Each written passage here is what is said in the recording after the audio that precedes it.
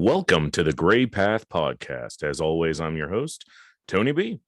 Today's episode has been a long time in the making. I have discussed it with many people, tossed around the idea of doing it as having a guest on for the episode, but I've decided to take a go at it alone. Today, we are going to talk about how to, at the end of the day, how to survive a manipulative relationship. Something I feel is universally understood, something that I think many of us, if not all of us, have experienced in one way or the other. And we're going to discuss it through the lens of Netflix Jessica Jones. Now, Jessica Jones exists in the comics as well. She's a Marvel character. I don't really know much about her comic counterpart at all, other than she works with Heroes for Hire, which is um, I almost said Nicolas Cage, which is Luke Cage and Iron Fist. But for this purpose, we're just going to discuss her through the Netflix original series iteration of her.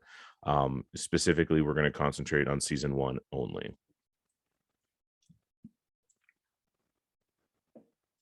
So without further ado, we're going to get into the background. We're going to talk about what happens in season 1. Then we're going to start to draw some we're going to discuss some particular incidences within that season, and then we're going to start drawing some parallels to the real world. So a couple things before we jump into that. First of all, of course, spoiler alert, if you have not watched season 1 of Jessica Jones, I am going to pretty thoroughly, I'm not going to say ruin it for you because it's still amazing to watch. There's just some top-notch acting and amazing scenes, but I'm going to spoil all the gotcha moments and the major plot points. Secondly, when we get to the second half of the episode, I'm going to start talking about some people that I know, as well as myself and interactions with people. To protect all involved parties, I will not be using any real names, be using fake names or just monikers. So just so everyone's on the same page there. All right, so without further ado, so Jessica Jones is, again, it's a show on Netflix. It is part of the larger Defenders universe, if you will. Jessica Jones ran for 3 seasons on Netflix. It was not renewed past that, and that's because Disney had plans to launch Disney Plus. From what I hear, just doing some internet sleuthing, Jessica Jones, the actress who plays her, the actress who plays her, the actor who plays Daredevil, who's Charlie Cox, I believe, and there's another one. I don't remember who the other one is, but there are 3 actors from that are going to be carried over into the MCU. Theoretically, that's what they're saying. It's supposed to be carried into the MCU. I think it might be the guy who's playing Frank Castle, the Punisher. But I do know they're recasting Iron Fist, and unfortunately, they're recasting Luke Cage, which I think is a bummer because the actor who plays him in the Netflix shows is amazing. He looks the part, he acts the part, he sounds the part. It's a shame they're going to recast him. Anyway, so Jessica Jones runs on her own over 3 seasons. She does pop up in some of the other series, and they all culminate in the Defenders, which is kind of like, if you want to call it, it'd be like if you ordered the Avengers on Wish, where they're a group of superheroes, not anywhere close to Avenger caliber power level, but it's kind of a team up thing. So specifically, I want to talk about season 1 of Jessica Jones, which I think is arguably one of the best, if not the best season of any superhero show that's been on television.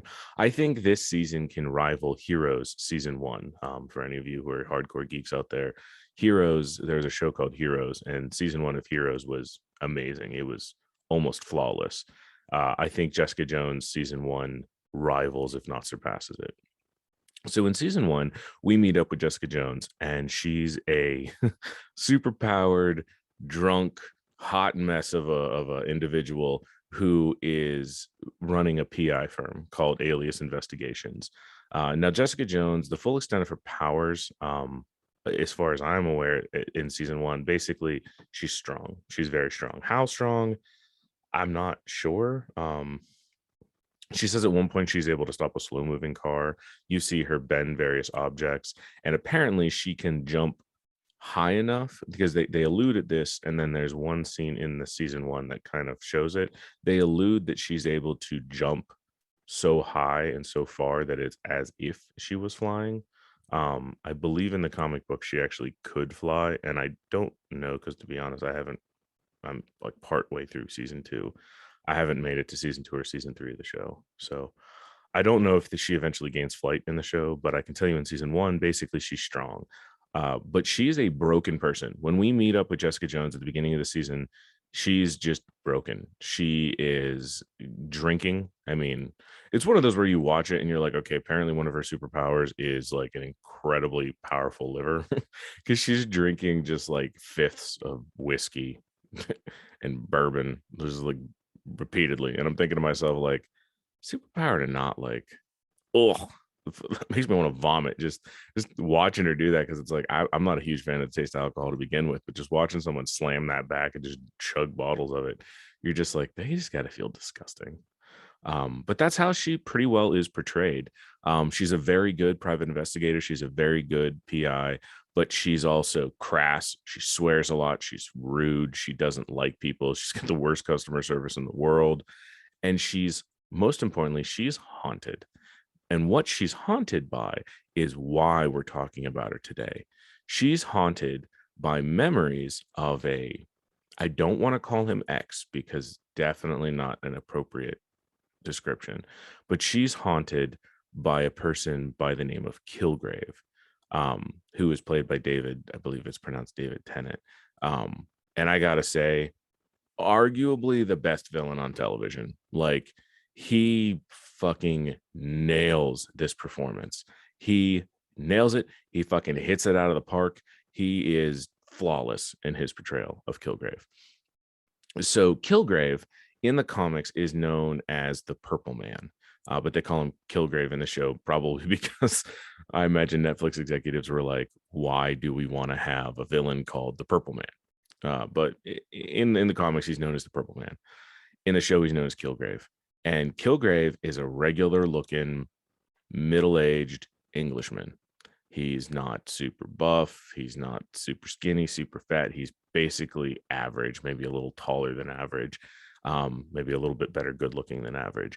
But he is your average English guy. There's really nothing special about him except Kilgrave has a power. And Kilgrave's power is anything he tells you to do, you do, regardless of self harm, regardless of desire or want. If he tells you to do it and you can hear him and like in person, you will do it. And he uses this to devastating effect in the show because he is a raging psychopath and narcissist. And he has the ability to get anything he wants whenever he wants it. And we're introduced to Jessica Jones after she's escaped Kilgrave. So you get flashbacks all throughout the season about what her time was like with him. He basically, you see in one episode how they met. They met because she was walking home. She saw a lady getting mugged. She did the right thing because she wanted to be a hero. She beat up the muggers. And as she beat up the muggers, Kilgrave happened to be walking by with two women on his arms. And he watches her and he's just like, this is fantastic. Like, look at you. You're beautiful and you're tough and you're like me. And he dismisses the women that are with him. And he, I guess we can call it charmed. If we're going to want to use like a D&D term, he charmed her. It's like almost like a spell. He looks at her and he, boom, takes her under his control. And at that point, moving forward, it becomes hell for Jessica because what makes Kilgrave's power all the more devious is the person who's being compelled. That's what we'll call it. We're not going to call it charmed. We're going to call it compelled. The person who's being compelled is completely aware of what is happening. They are aware of what is happening, but they are not able to stop what is happening. I imagine it's probably a lot like what you see in the movie Get Out.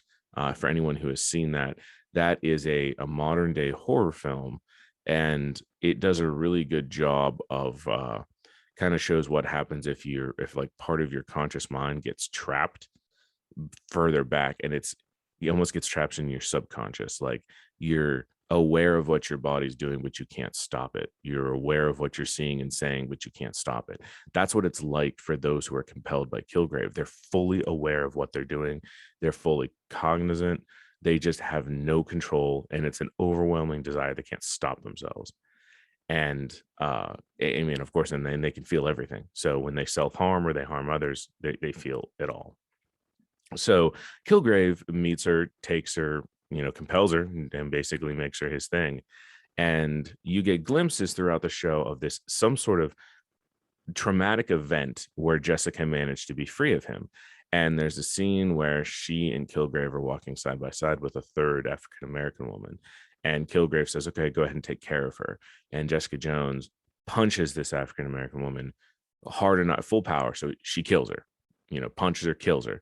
And then there's a bus coming at the time because Jessica does this, and part of her identity is she's a hero. She's not a villain. And now she just killed an innocent person. And she's like walking into the street to look at this person she just killed. And this like city bus comes and tries not to hit her, and it wrecks, and it ends up hitting Kilgrave. And the question comes, well, did she kill him?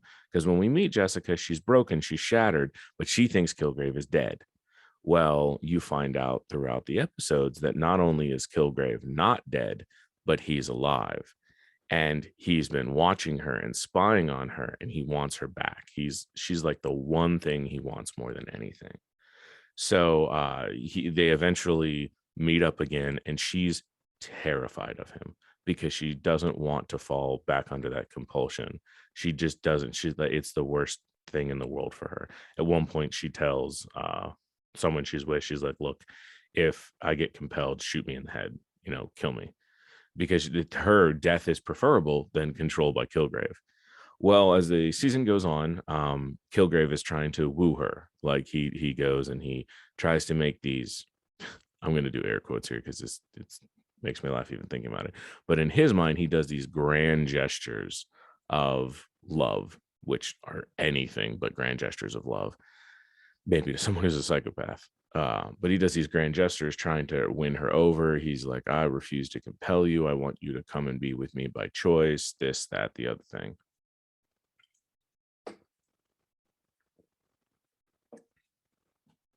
And so he does these quote unquote grand gestures because he's trying to show Jessica that she'll want to be with him even if she's not compelled. And of course, she's completely repulsed by him. She's repulsed by him. She's sickened by him. She hates him with every fiber of her being. She hates him. Well, it comes out later on in the show that he can't compel her anymore. Something happened when she punched and killed that lady. Something happened inside of Jessica that broke Kilgrave's control of her. And he goes in the later episodes of the season, he tries to up his power because it's determined or discovered or just whatever, it's explained his power is actually viral in nature.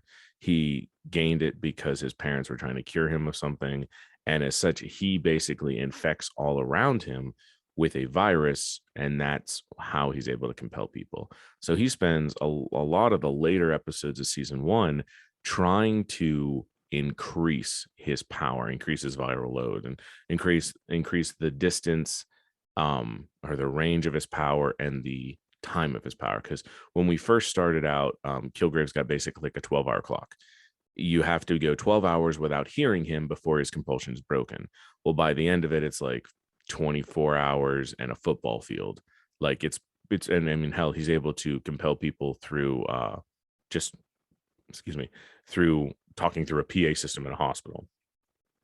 And his ultimate goal is to raise his power enough that he's able to compel her again. Because when he realizes that she's not going to willingly be with him, that's when he decides, fuck it, I don't care, I want to compel her again.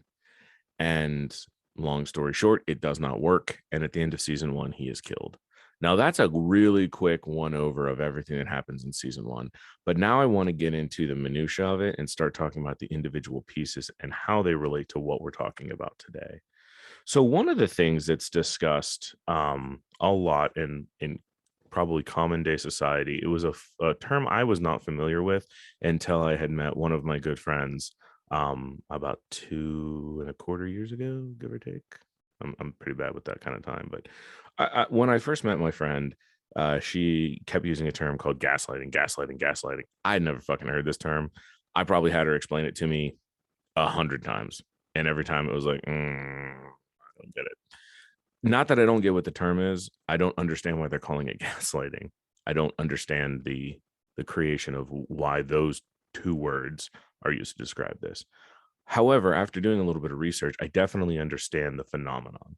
Now, what, for those who don't know, gaslighting is a form of emotional abuse, and it's often seen in abusive relationships.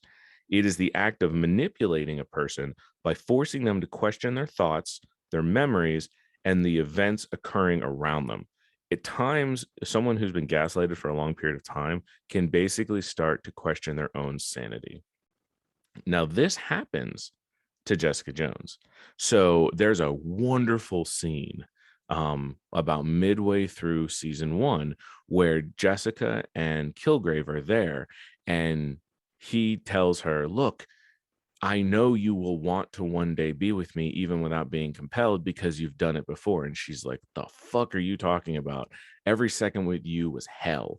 And he's like, no, there was this scene. And he takes her to this rooftop and he's like, there was this time. And he's talking about a point in their past where I timed it. It had been 15 hours since I had told you to do anything. We were up on here and you didn't, he's like, you didn't kill me. You didn't try to escape. You didn't do anything. And he's like, you wanted to be here. And she's like, you're fucking crazy. No, she's like, I remember that moment exactly. And according to Kilgrave, and it's cool because they kind of show the scene from both angles. From Kilgrave's point of view, the compulsion was over. There was a couple of I think what he said, there was like 18 seconds or something like that, or it, whatever he timed it, so there was like a 30-second window where she wasn't compelled. And in his mind, she didn't try to escape. She was happy. And that was all the confirmation he needed that they were perfect together. They were made for one another. But then they show it from Jessica's point of view. And for Jessica's point of view, those 30 seconds were her walking up to the ledge of this building because she's on a high rise and thinking of what it would take to just jump off and land on a horse and ride off into the sunset. But because that's 30 seconds of being awake, if you will, they happened so fast, before she could do anything, Kilgrave compels her again. And according to Kilgrave, he saw her standing up on the ledge. They both agree that that happened. But to Kilgrave, he tells her to come back down. And she's like, don't you remember what happened after that? And he's like, what are you talking about? And she's like, and you see another scene, like a flashback scene, where he's pissed at her for trying to jump off the building. And he's like, if you're not going to listen to me, you don't even need those ears. He's like, take that knife, cut your ears off. And she takes a knife and she starts to cut her ear off. And then he's like, no, stop. And she explains this. And he's like, that never happened, blah, blah, blah, blah, blah. And she goes, yeah, really?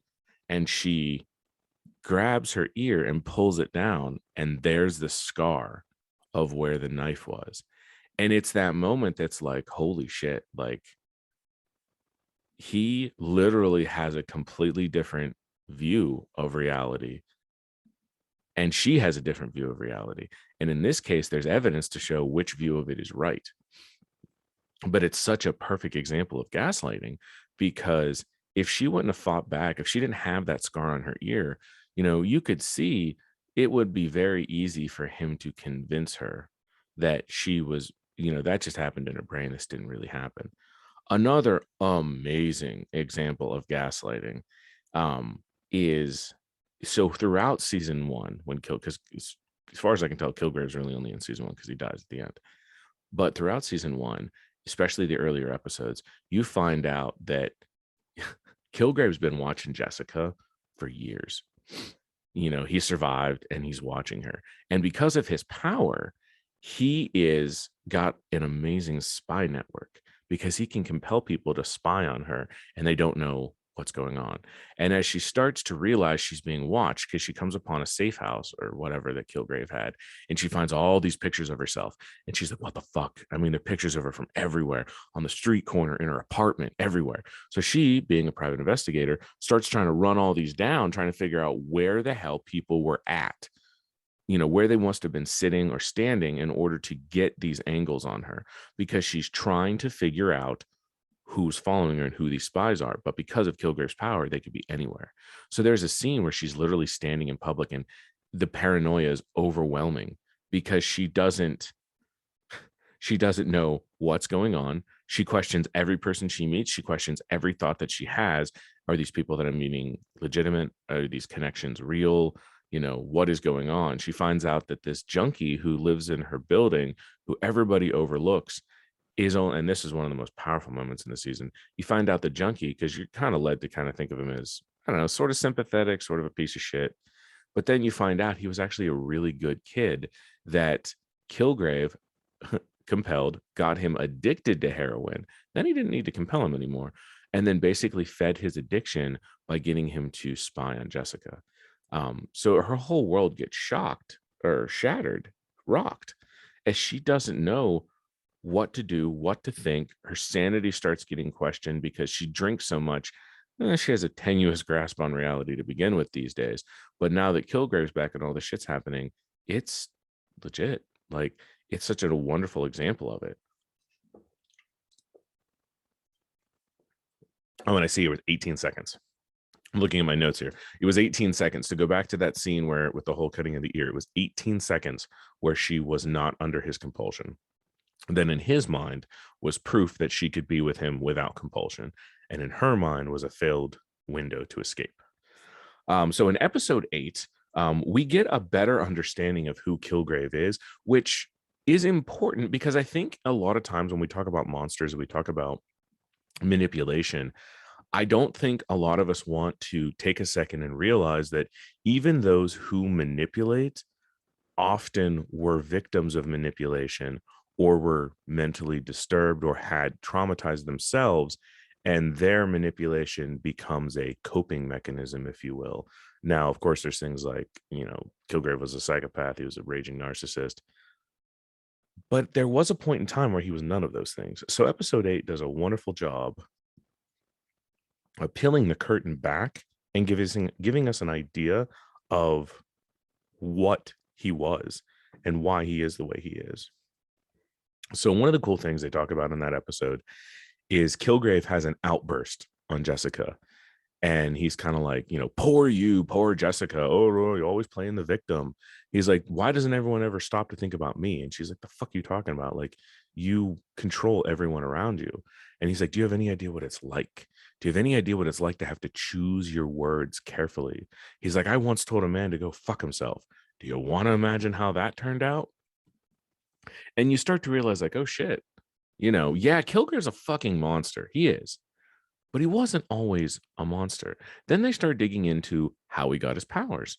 Well, and there becomes an interesting idea of how, and I'm not going to dive into this a lot because I plan in the next 2 episodes.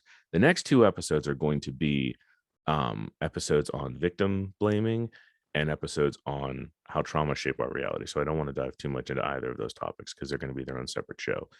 But this episode is a great example of how Kilgrave's memories of his past are warped by the traumas he experienced. So you see these videos, it all starts with Kilgrave showing Jessica this little zip drive, this little thumb drive, and on it are videos of how Kilgrave became Kilgrave. And it's all these brutal tests that are done by his parents. Now, when you first see them, you're led to believe that these tests are done because these parents are trying to create a basically try to give superpowers to somebody. You find out later when you actually meet his parents on the show that they were actually trying to save him. He had some sort of rare genetic issue, and they were trying to basically would have killed him when he was a kid. So they were trying to save him. An unaffected side effect of that was this virus that allows him to control people. So as you start to get a better idea of the shit that Kilgrave went through, you get a better understanding of why he is the way he is. So he went through all this excruciating isolation and trauma and pain as a child as his parents were experimenting on him in an effort to save him. Now, not to justify what his parents did, because there's a lot of gray area in the course of action that his parents took. Yeah, they were doctors. Yeah, they were trying to save him, but it is clear from the videos they also basically tortured him. Constant cerebral spinal fluid extraction, spinal taps, this, that, the other thing. They fucking tortured that kid in an attempt to save him.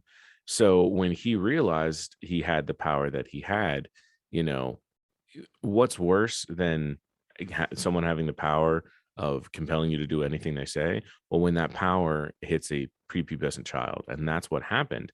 You know, when you meet up with Kilgrave's parents, you notice that half of his mom's face is severely scarred, and you find out it's because he had a tantrum when he was a child and she was ironing clothes, and he made her hold the iron on her face until she basically melts half of her face, and his parents run away and they're scared to death at that point.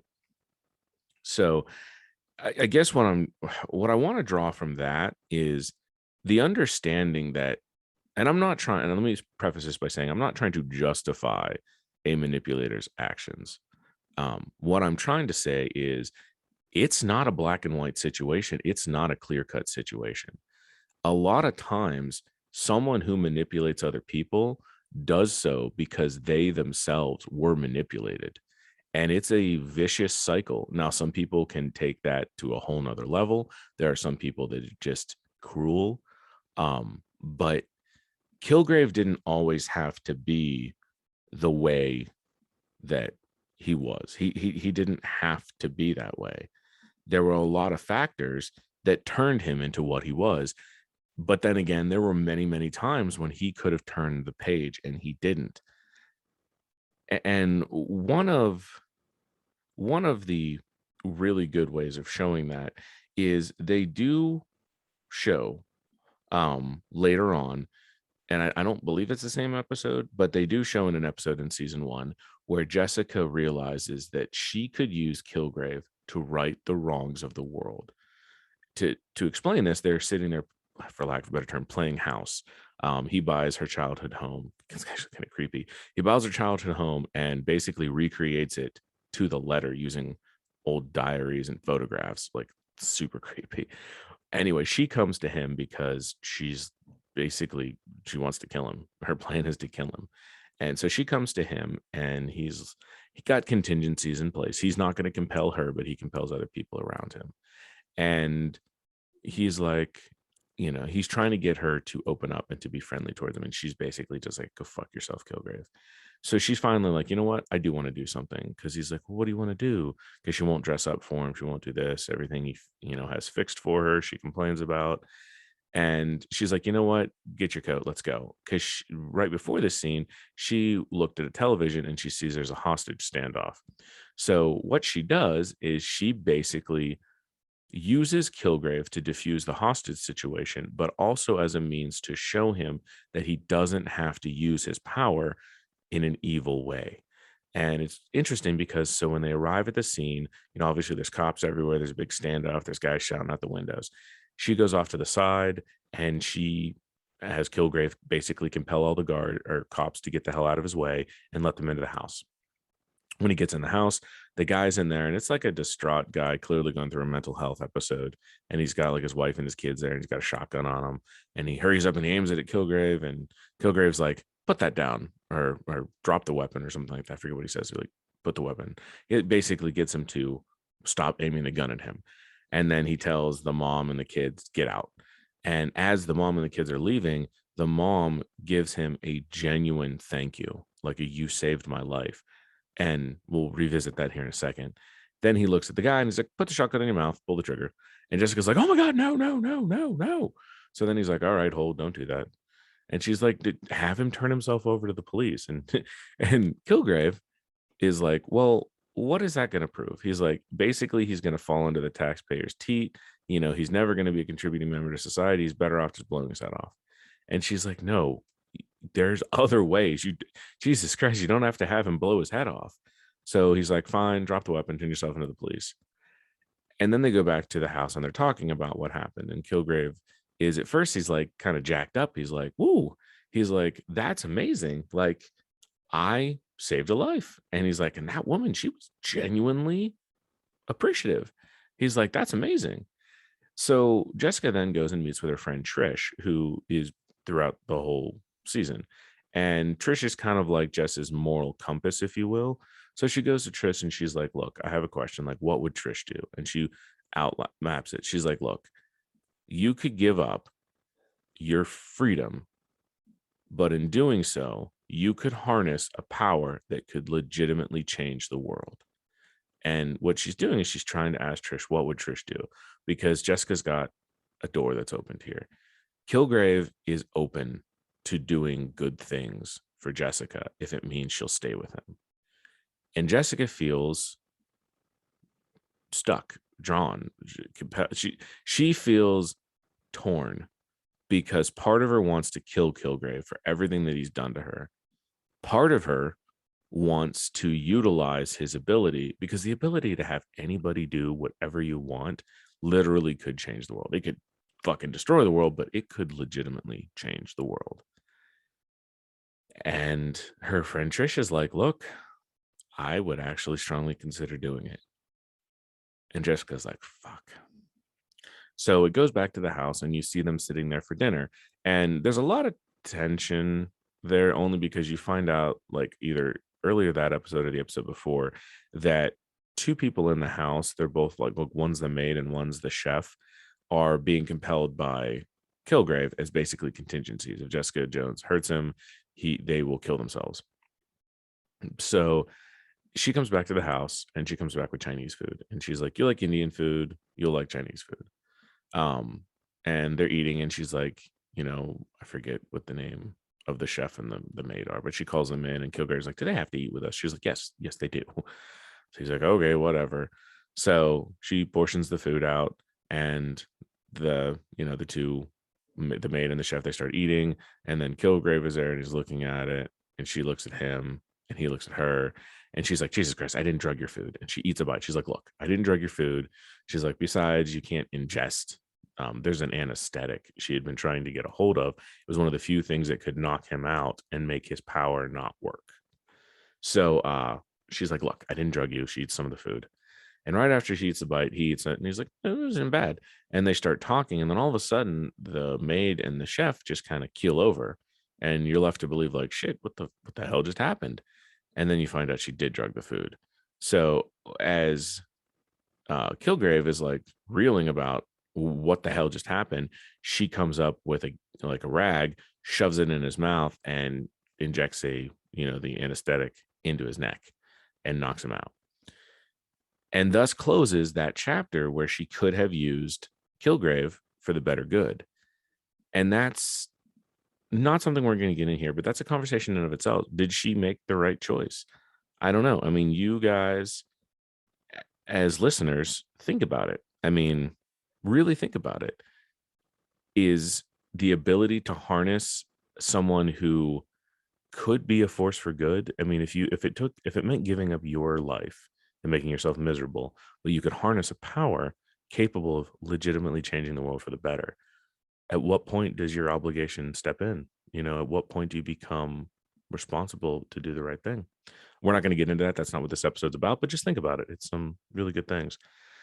So moving on to other things that go on in the show that I think are important to this manipulative topic is, and I'm only going to touch on this briefly because, again, it's going to be one of our upcoming episodes here.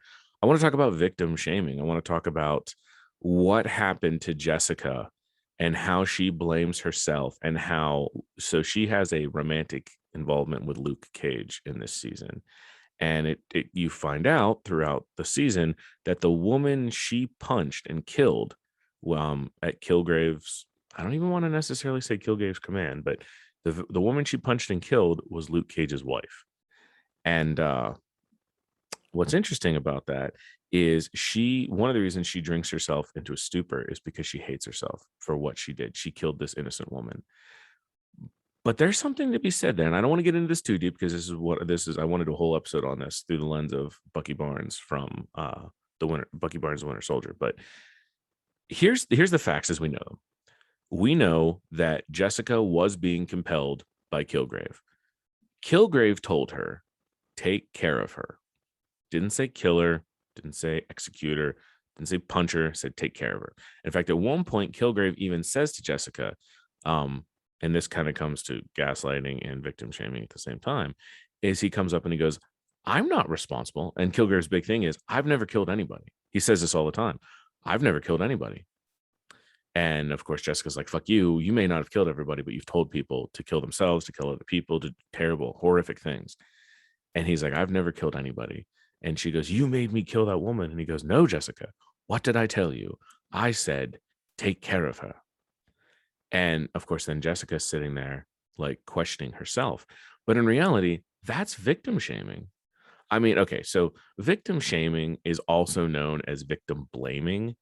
And victim blaming occurs when the victim of a crime or any wrongful act is held entirely or even partially at fault for the harm that befell them. The study of victimology seeks to mitigate the prejudice against victims. So this is I think, relatively a new thing, or at least something new in the vocabulary. So victimology seeks to mitigate the prejudice against victims and the perceptions that victims are in any way responsible for the actions of the offender. So what that means is when you have victim blaming, you take someone who they themselves was a victim and you blame them for actions they did that were kind of outside of their control. And that's kind of what happens. Jessica not only blames herself for the death of Luke Cage's wife, Kilgrave blames her for the death of Luke Cage's wife because he doesn't believe he's responsible. He didn't kill anybody. And when Luke Cage finds out about it, he initially blames Jessica for the death of his wife. And that, unfortunately, is victim shaming or victim blaming, however you want to call it. And that's terrible because it just drives Jessica into a deeper and deeper and deeper place, which makes her more susceptible to manipulation, which makes her feel like more of a bigger piece of shit. But the reality is regardless if Kilgrave said, punch her in the chest, kill her, whatever it is, it doesn't really matter what he said. She didn't have any control at that time. She had to do whatever he said. And without diving into the topic further, excuse me, it's very important to understand that when you do something while you're being manipulated from others, it's not necessarily right for you to take the full responsibility for it or to take the blame for it, especially if it's for things outside of your control. Now, there's a lot of gray area there, which we will most definitely explore in the victim shaming episode. All right, now I want to talk about echoes of manipulation. And what I mean by that is, so when we refer to echoes, what's an echo? An echo is a reverberation. It's basically a lesser bounce back of a singular event. So when you think of ripples in a pond, they're echoes from the initial bloop of a rock falling in, or echoes in a room are bounce backs of the original initial shout. Well, echoes of manipulation are real, and you see them a lot in the show. You see where Jessica trusts nobody, not because everybody's manipulating her, but because of the manipulations she experienced at the hands of Kilgrave.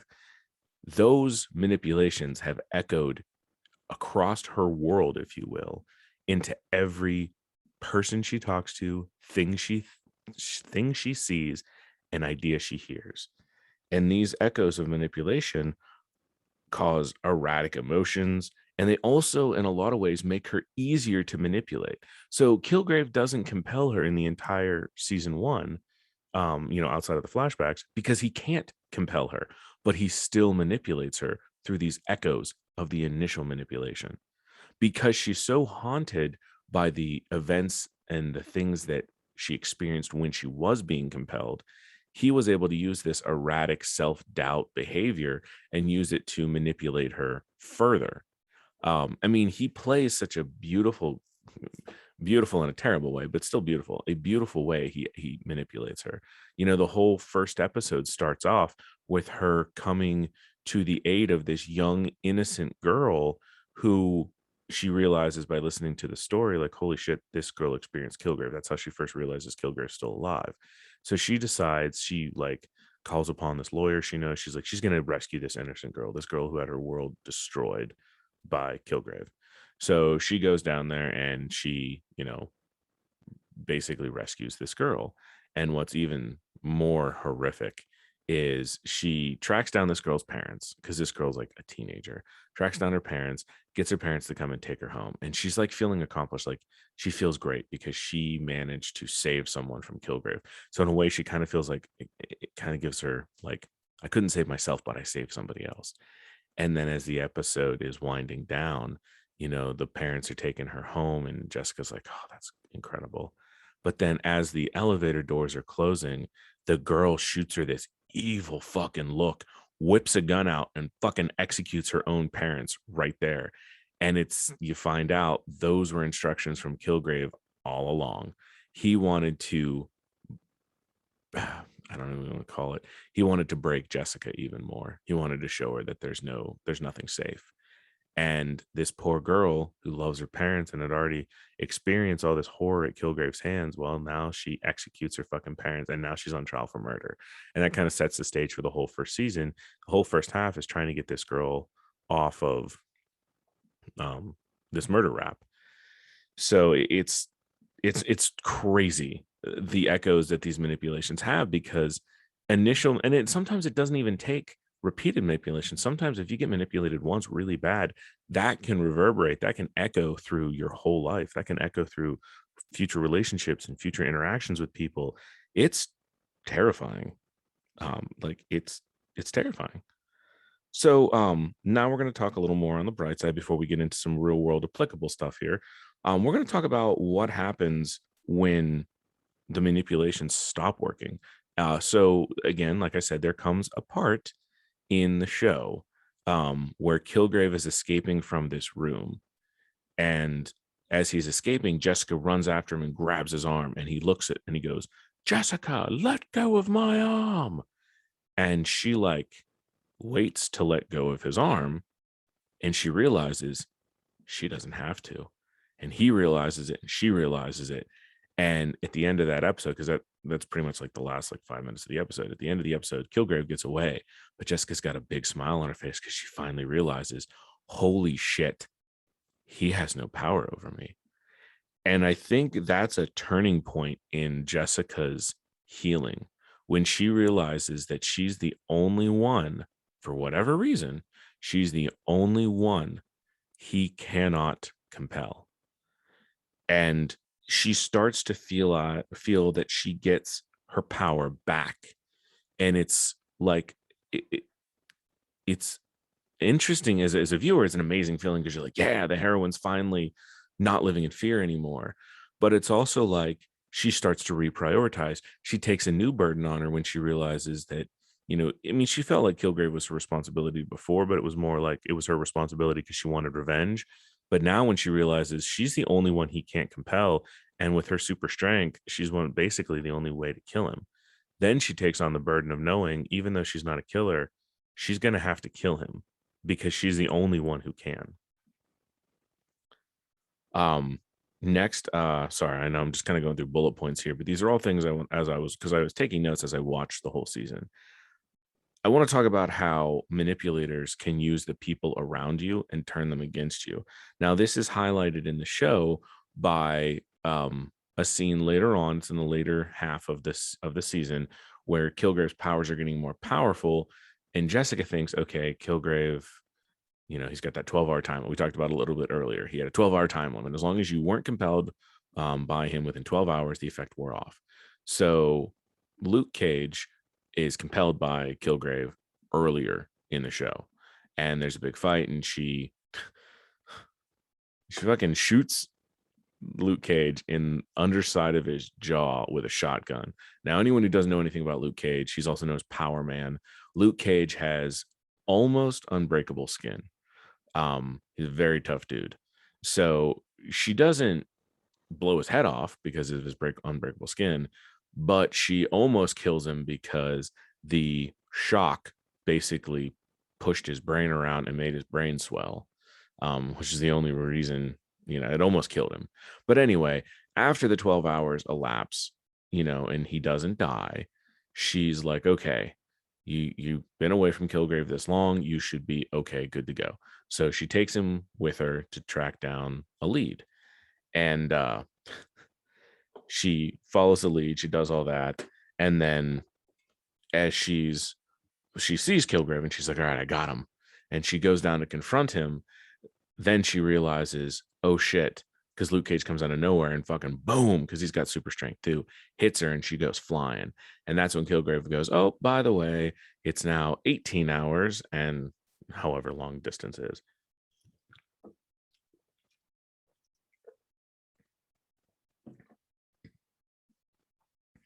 So she realizes, oh shit, this person she cares about, he's now under control. Sorry, I jumped around a little bit there. My bad. She shoots him in the bottom of the jaw at the end of that fight, not before. He gets compelled to blow his bar up in an attempt to try to kill her.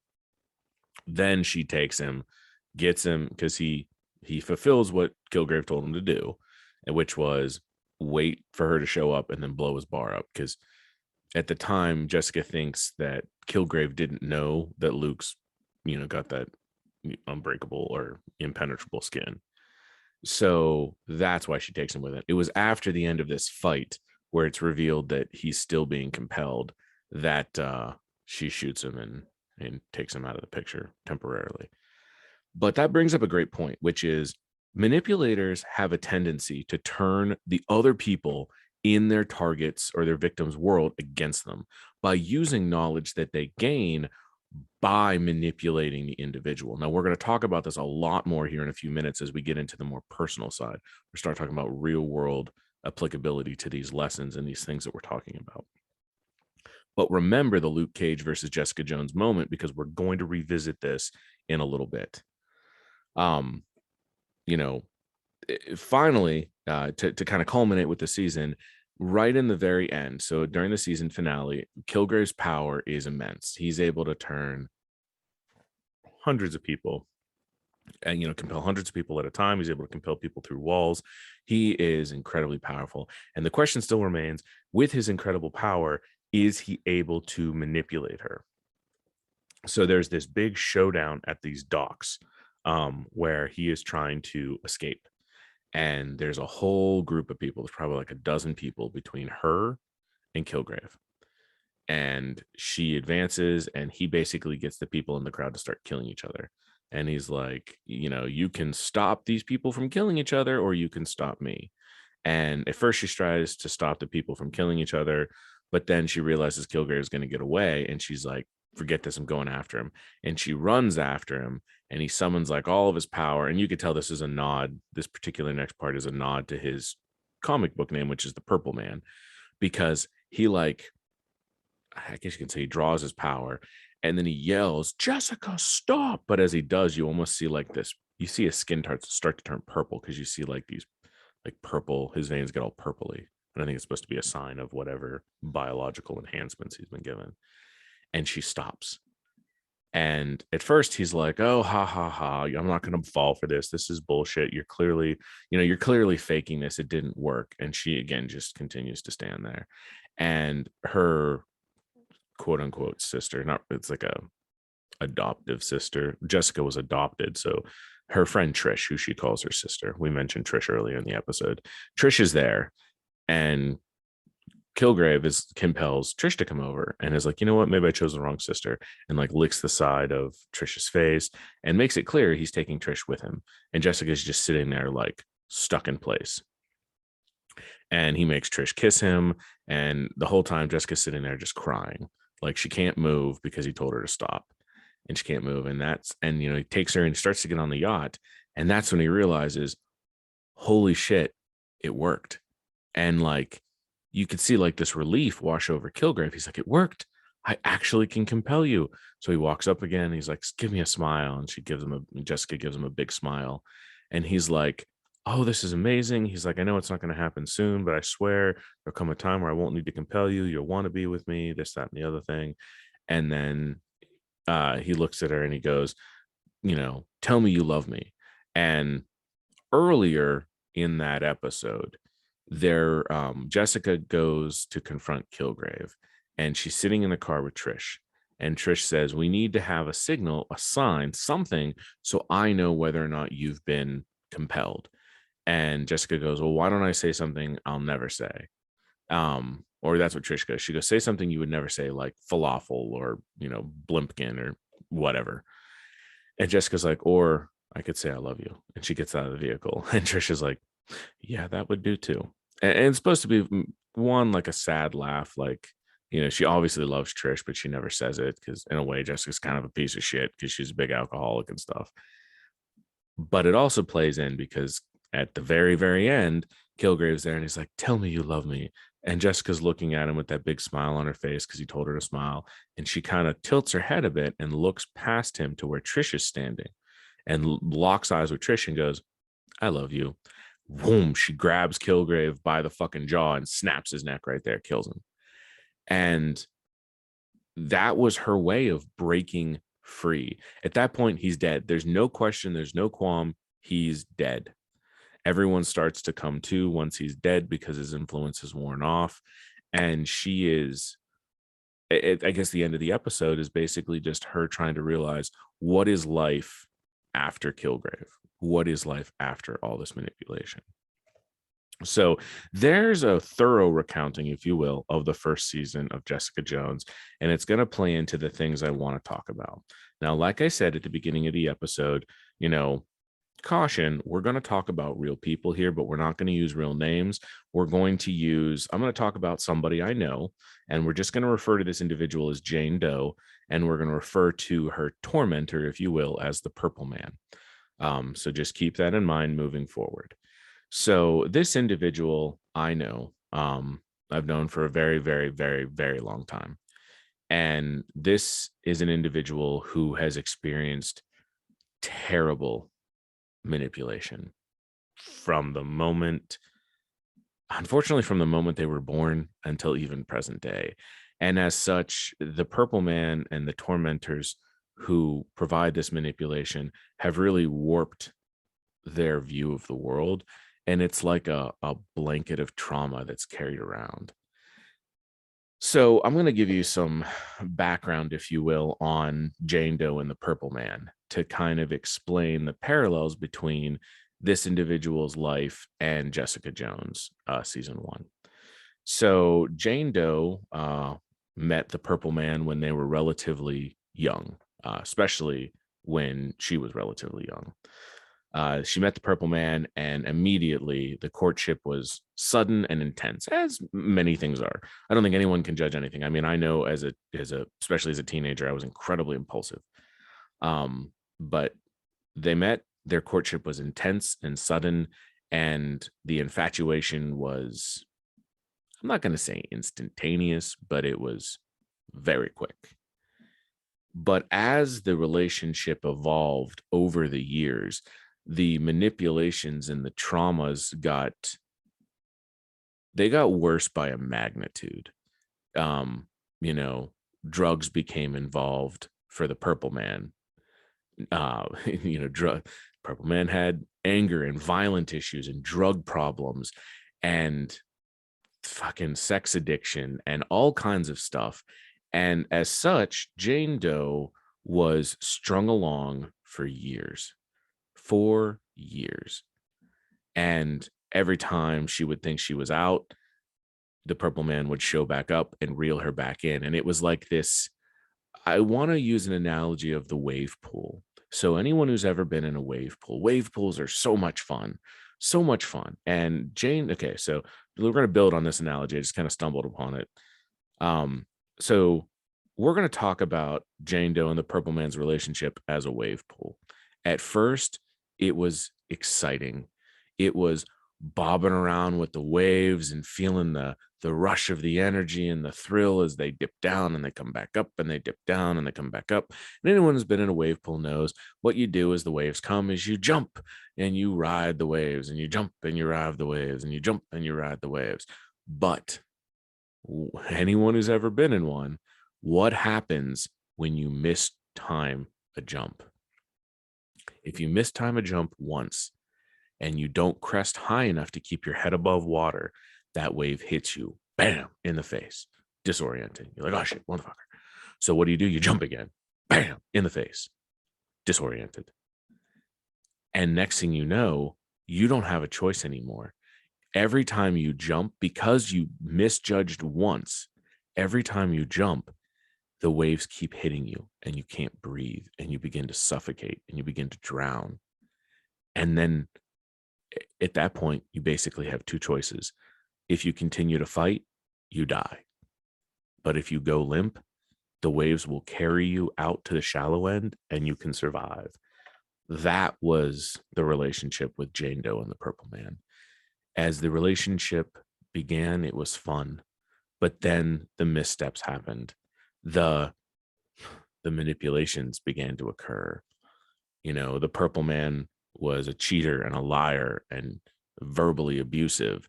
And as this dependency, for lack of a better term, Jane Doe developed a dependency on the Purple Man. And as this dependency grew, the Purple Man continued to spiral further and further and further out of control, which, again, at that point, the missed timing of the jump and the wave pull had already occurred. And now Jane Doe finds herself drowning and drowning and drowning and drowning and drowning. And then at one point, it was either die or go limp and be carried out. And thankfully, that's what Jane Doe did. And I know I'm really kind of being vague there, but it's because these are real people, real situations. I'm not out here to air someone's dirty laundry. What makes Jane Doe's story more interesting, though, is also because Jane Doe's interaction with the Purple Man was not, unfortunately for her, her first interaction with a manipulative relationship. Jane Doe, well, let's just call it what it is. I'm going to call her Mama Kilgrave. Jane Doe's mom, Mama Kilgrave, from the beginning was a masterclass on manipulation. This was a woman who withheld affection and appreciation and had drug issues and had just an all around, to be honest, just terrible human being. Someone who embraced a victim mindset and wouldn't take responsibility for things that they themselves did. So poor Jane Doe, even from a young age, was raised with this distorted view of the way love is, with this distorted view of the way people treat people.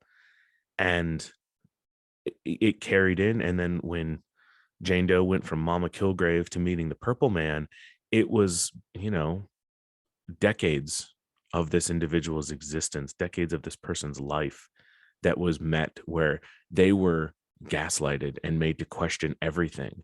Their Mama Kilgrave would constantly warp the details of things that had happened when she was a child to the point where she would start questioning, well, what did this actually happen? Did I bring this on myself? Like, what happened? And then when she met the Purple Man, because he was cut from that same cloth, if you will, as Mama Kilgrave, he used this against Jane Doe all the time. I countless stories of situations where Jane Doe would be victimized, but then would be made to feel like it was her fault because she did this or she did that. And then she would be like, well, I didn't do this. And then he'd be like, oh yeah, but you see, you did. And this, and then she'd start questioning her reality.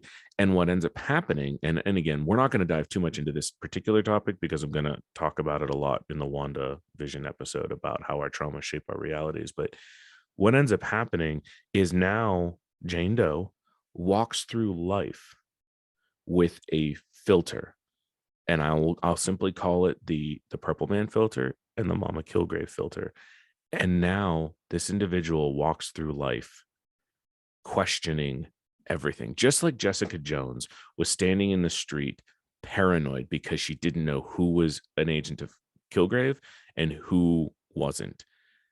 Jane Doe walks through life. This is a real person. This isn't fiction. Imagine this. This is a real person who is achieving and striving and doing good things, but walks through life with these filters in place that I honestly believe the individual doesn't even realize are there, where every action is viewed as a potential manipulation, where everything that is said is analyzed to find out, all right, well, yes, this person said that, but what are they after? What do they want? It's like a waking paranoia. And it sounds exhausting. It just sounds terrible. And this stuff is real. Now, thankfully, Jane Doe got away from the Purple Man. I'm happy to say that Jane Doe is free of the Purple Man. But Jane Doe is only free of the Purple Man because Jane Doe did what she had to do. And if we're going to use the wave pull analogy, is she went limp, and let the waves take her so far away that she got out of the pool entirely. Because sometimes that's the only way to do it. Sometimes the only way to get free is to stop playing. Sometimes the only way to break free is to cut out the cancer. Or in, the analogy for Jessica Jones is to snap the purple man's neck. And that's such a big thing when Jessica did this in the show, because she's not a killer. She's not a killer. But sometimes to break free of what was being done to her, she had to go farther and do more than what anyone else was willing to do.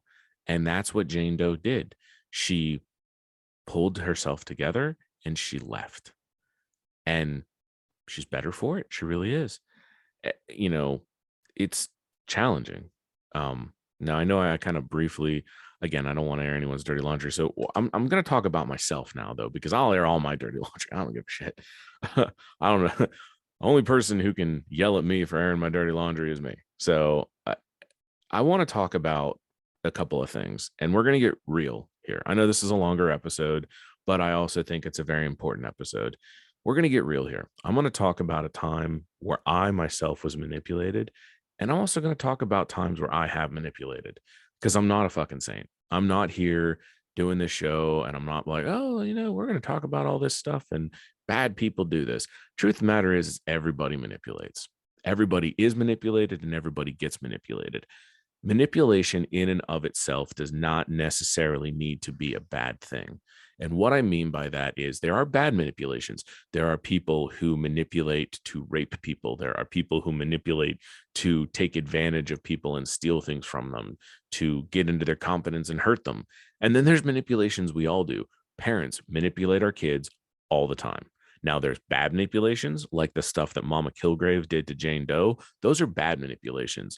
Manipulating someone to become completely dependent upon you, warping their view of the world around them so that they think that everything you say is, the Bible or the word of God. That's terrible fucking shit. Manipulating people to have no self-esteem. That's fucking terrible. That's terrible manipulation. But as parents, we manipulate our kids all the time. We have to, because let me just lay out an example here. Let's say that you are of a mind of, oh, kids need to be themselves and they don't need to follow what the parents say. I disagree with that, because, again, outside of bad manipulation, you need to manipulate your kids, because a kid coming into the world, I'll use my son as an example. If I were to let my son do whatever my son feels is best for him, he's 9.5 years old. That kid's going to fucking end up with diabetes and dumb as a box of rocks and nowhere in life, because all he would do is eat junk food and play video games. That's all he would fucking do. So do we manipulate? Absolutely. We manipulate through incentives. We manipulate through, fucking Santa Claus. Santa Claus is a fucking manipulation. It is a manipulation that parents use to get their kids to fucking behave. I mean, yeah, it's got a lot of other sentimentality and other things to it as well, but it's also a fucking manipulation. All of those things, manipulation. Fucking religion, okay? Religion, let's just call it what it is. It's one big fucking, or let me rephrase this, organized religion is one big manipulation. You really think that when they're those tax-free incentives from, churches, you really don't think they're taking advantage of that stuff? Yeah, I mean, I'm not saying they're not bringing something to the table and helping people in some regard, but religion is, I mean, it was created to manipulate the stupid masses, because they wanted to concentrate power in the few, so they needed to control the many. And the best way to do that is through manipulation. Manipulation is just a fact of life. We are manipulated by our politicians. We are manipulated by our pets. We are manipulated by our spouses and our friends and our kids and everything else. My pugs manipulate me all the time. Oh my God, cannot count how many times. It's like it's a nightly fucking battle with my youngest pug, Navi. I will be sitting in my chair and she will think, I'm going to get in his lap. And I love her to death, but her nickname is Potato or Fatty, because she's not really fat, but she's dense. She's just a thick pug. And a lot of times I don't want her sitting on my lap because my leg will go to sleep, because my chair's not that big. So it's a nightly battle where she walks up on the couch. She'll stand on the couch arm. She'll be an inch or two from my face. So if I look to the right, there's her big, adorable face, inches from my eyeball. And it's a battle. No, Navi, get down. You're not coming over. You're not coming over. You're not coming over. And she's gotten great. She's got the looks and the facial features down. And every night, without fail, she wins. Why? She manipulates me. Is it bad? No, it's not hurting anybody. So there are good manipulations, there's bad manipulations.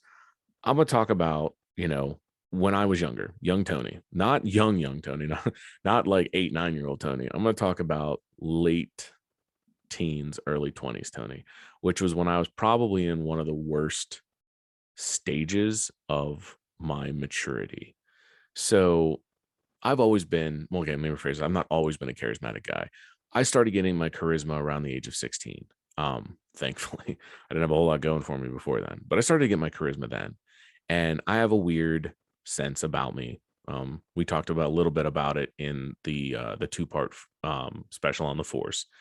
I call it Force sensitivity, spider sense, whatever. I have a weird sense. I can kind of pick up on the emotions of others and stuff like that. I don't know, intuition, whatever you want to call it. Anyway, when you have Tony, who's just really kind of coming into his confidence, I just kind of sort of started looking decent. I've never been a classically good looking guy, but my charisma always carried it up. Well, I was not a very nice person between the ages of probably 17, I'll say, and 22, 22, 23. Those roughly 6 years, I was just not, I was lost, didn't really find my way. I was just not a very good person. And I manipulated a ton of people. I realized I could lie and get away with it. I was a really good liar. I realized people couldn't detect when I was lying from when I was telling the truth. I realized that by using my spidey sense, I could get a read on people and use that information to make them do what I wanted. I had a slew of failed relationships because it was like new shiny. I'd get into a relationship, it stopped being exciting. I'd throw them to the wayside. I was a piece of shit. I was 100% a piece of shit. Like just a fucking douchebag. I fucking did shit at the workplace I shouldn't have done. I did shit in my friends, like in my friend circles I shouldn't have done. I did shit. I just all around, I did a lot of bad, stupid shit. And I manipulated a lot of people because I could. And at some point, and I imagine it pretty much coincides with getting into college. When I started college at about 22 years old. I started college and I started getting exposed to new ideas, which really kind of helped mature me. And as I matured, all of that manipulative behavior, um, because again, I was fucking good at it. Like the best way to explain it is I would use my spidey sense to really get an understanding of a person. So I would get a feel on what made them tick, what they were into, what they weren't into, how they felt, how their emotions controlled them. And then I would pluck like a spider on his web. I'd pluck the strings and basically get people to do what I wanted. But then as I started to mature, I started to realize that's like, why? Like, why lie and cheat and steal and do all this shit? Why do all this bad shit when at the end of the day, you're still alone? You still feel like a piece of shit. You're not advancing, you're not getting anywhere in life. And then I started to realize that, and again, I just chalk it up to maturity. I stopped lying. I stopped doing this. I stopped doing that. And I look back at it and it's like, man, if I'd have met Tony, like if 36-year-old Tony would go back and meet 21-year-old Tony, I'd beat the piss out of that fucking guy. Like just a piece of shit. But and why I bring that up is I want to explain to people that, look, we all have done bad shit, and whether or not we want to fucking admit it, and I know several people that like to think they don't manipulate anybody. Bullshit. We all fucking manipulate. We all do it. And that doesn't necessarily need to be a bad thing. And we've all done bad manipulations. I think everyone in the world has done a bad manipulation. And to kind of hit on a theme I hit on in this show a lot, if you did it in the past, acknowledge and accept that you did it. Don't fucking deny it. Acknowledge you did it. Accept that you did it. Learn from the fact that you did it. Make amends with the people you wronged and move on. Fucking forgive yourself. I forgive myself. and that might piss some people off. I don't care. I forgive myself. I know that Tony from 17 to 22 or 23, whoever that span was. I'm not the same person now that I was then. It was a piece of my journey. So in a way, just because you're a shitty manipulator of people doesn't mean you always have to be a shitty manipulator of people. Every moment gives you a new opportunity to turn the page, to turn and be something different. So what I'm trying to drill the point home on this is understand that you don't just because things are now does not mean they need to be. And keep that in mind, because that also comes into the other flip side of the coin, which is I'll talk about a time when I was manipulated bad. So it comes from a relationship I was in a while back. And it was just a situation where, against my own realization, I found myself in the palm of a partner, a romantic partner. And even now through therapy, I'm starting to get a better understanding, even more so, of like the extent of the manipulation. But I was manipulated, and I'm not going to say names or anything, but I'm certainly not innocent in this story. It was not a situation where like, oh, poor Tony. No, I mean, I did wrong shit in the relationship too, but I was legitimately manipulated to the point where I almost developed I guess you can say I did develop a codependency on this person. And what made it so much more challenging was that the individual in question is not a bad person. The individual in question is not a piece of shit. The individual in question is also a victim of manipulation. But as such, because of the constant manipulation that that person experienced, unbeknownst to themselves, I believe at least, they themselves became a master manipulator. I mean, I guess if someone if someone how do I want to put this? Let me use a martial arts example. If somebody arm bars you all the time. Okay, so if you're we're going to talk martial arts here. So in jiu-jitsu, we do a thing called rolling, which is basically like wrestling on the ground and you're looking for submissions. And an arm bar is, I'm sure anyone who's ever watched an action film, an arm bar is pretty much what you think about it. There's lots of different versions of it. For this, I'm just going to talk about the classical arm bar, which is, basically your arms fully extended and someone's trying to dislocate your elbow. Okay. So if you're rolling and somebody arm bars you, let's say somebody arm bars you 5 times a day, every single day for 10 years. Well, even though you will probably gain a hatred of the armbar because it's been done to you and done to you and done to you and done to you, unbeknownst to you, you'll also, in a way, become sort of an expert on armbars because you're going to know what it's like to be armbarred. You're going to know how they did it to you. And after a while, you're going to become a fucking expert at armbars, even if you hate arm bars.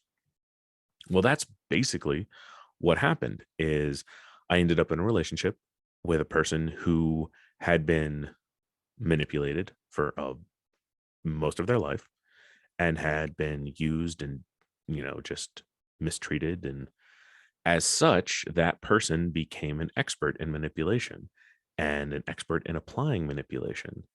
And cocky Tony kept thinking to himself, well, fuck.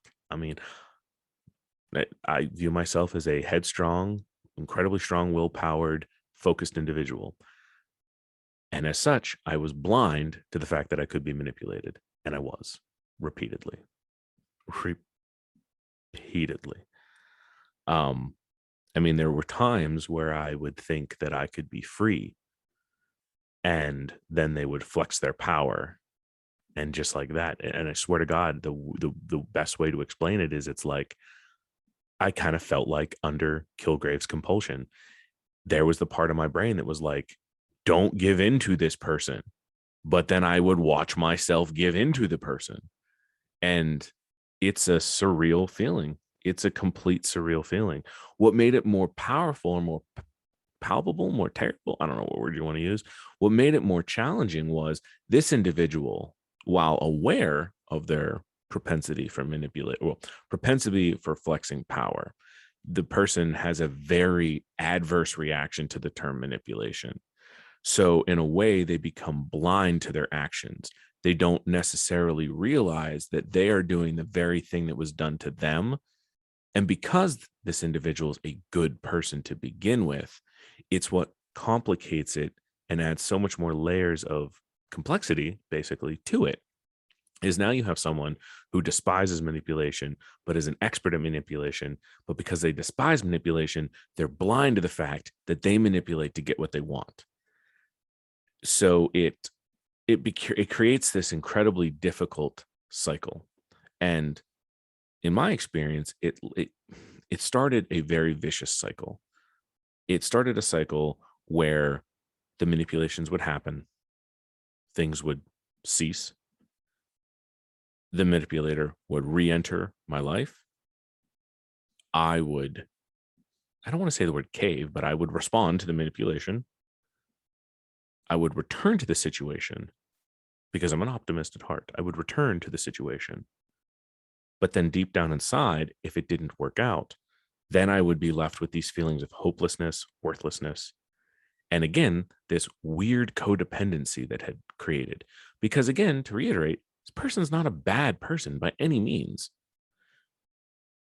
But it's a terrible feeling. I mean, I can say that to me has got to be what it was like for Kilgrave's victims to be compelled to do something, to be fully aware of what is happening to them, but unable to stop it. And it's terrible. It's a terrible feeling. And I suspect that a lot of my listeners have experienced that. You're not alone. You're not alone. You're not weak for it. You're not less than for it. It happens, and it happens to all of us. So what, how do we break free? How do we survive the manipulative? Well, there's a couple of things I think are important. I think the first thing you have to do is you have to identify that you're being manipulated. I think that's the first part. If you're blind to the fact that you're being manipulated, I don't know that you can ever break free. So you have to identify what is happening. You have to realize you're being manipulated. Next thing is you need to seek support, whether it's professional counseling support, whether it's reaching out to friends, whether it's reaching out to coworkers, reaching out to whatever. You need to seek support. If you don't have any support, message me. I'll be your support. But you need to seek support. So again, to reiterate, you need to identify that you are being manipulated. You need to identify what's happening. You need to seek support. Third thing, you need to silence Kilgrave, silence the purple man. Obviously I'm not advocating violence against anybody. Metaphorically, you need to take that moment where you're either relaxing and letting the waves carry you out of the pool and get the fuck out, or you need to snap Kilgrave's neck. You need to get free. You need to silence your tormentor, silence your manipulator, cut the ties, cut out the cancer, remove yourself from the situation. And then lastly, and this is arguably the hardest part, you need to continue to seek support. You need to heal.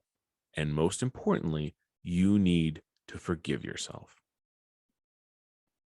So that's everything I have today on surviving a manipulative relationship. As we talked about in this episode, upcoming, my next 2 solo episodes, I'm not sure what order yet, but I'm going to do Bucky Barnes and victim blaming. And I'm going to do WandaVision and how our traumas shape our reality. I think these 3 episodes all kind of share a common theme. This episode with these 2 next ones, I think will share a nice common theme. I have a lot of co-op episodes in the works. Once they are scheduled and a little more crafted into reality, I will let everybody know what to expect and when to expect them. If you haven't had a chance, please go over to the Facebook page. Please give it a like and a follow.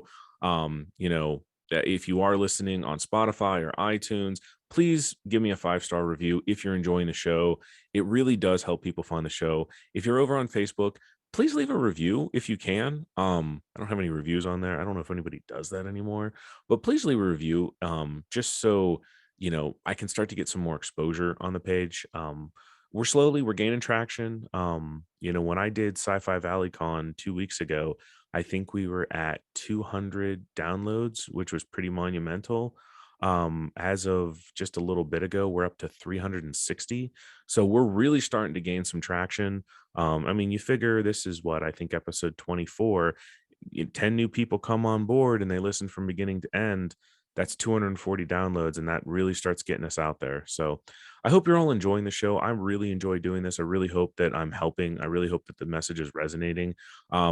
If you guys have some particular themes or fandoms you want me to discuss, please send me a message. Please comment on the Facebook page. Let me know. Again, just I appreciate everything everybody's doing. Keep in mind all the episodes or 99% of the episodes have video episodes on YouTube. So head over to the YouTube. Not only is all of our, all of my episodes, video episodes available there, but I also have all of the Saber School content on there. Now that Sci-Fi Valley Con's done, we're starting to do some more traditional fight choreography. We worked on camera angles and hits today. Really fun stuff if you're into action, if you're into fight scenes, things like that. Just I thank you all for listening. I appreciate you guys. I really do. I hope this message today kind of resonated with some people. Hopefully it helps some people. So as always, I'm your host, Tony B, and you all be safe out there.